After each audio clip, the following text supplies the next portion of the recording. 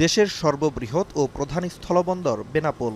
তবে প্রয়োজনীয় স্থান সংকটের কারণে বছরের পর বছর ইয়ার্ডে খোলা আকাশের নিচে পড়ে আছে আমদানিকৃত মূল্যবান গাড়ি। এভাবে পড়ে থাকায় নষ্ট হচ্ছে ইঞ্জিনসহ অবকাঠামো। গাড়ির উপর জন্মেছে গুল্মলতা। এসব গাড়ির কারণে প্রতিদিনের কাজকর্মে ব্যাঘাত সৃষ্টি হচ্ছে। তবুও তা নিলাম বা সরিয়ে নেওয়ার উদ্যোগ নেই কাস্টম কর্তৃপক্ষের। ইন্ডিয়ান গাড়ি লাগাতে পারি না, আমরা গাড়ি লোড করে ঘুরোতে পারি না, মানে জায়গা শর্ট, এক কথায় ভিতরে পোর্টে জায়গা কম।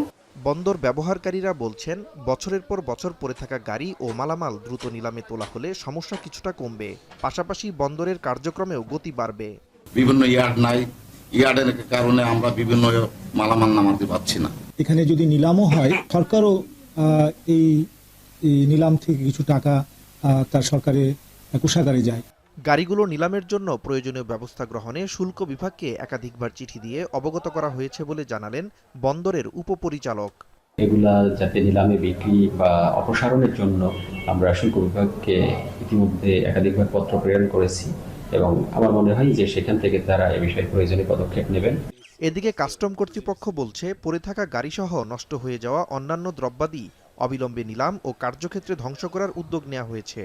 ইতিমধ্যে কিছু পদক্ষেপ গ্রহণ করা হয়েছে। এগুলো যথাযথ আইনি ব্যবস্থা গ্রহণের মাধ্যমে এসব পণ্য নিলাম কার্যক্রম এবং ধ্বংস কার্যক্রম সম্পন্ন হবে।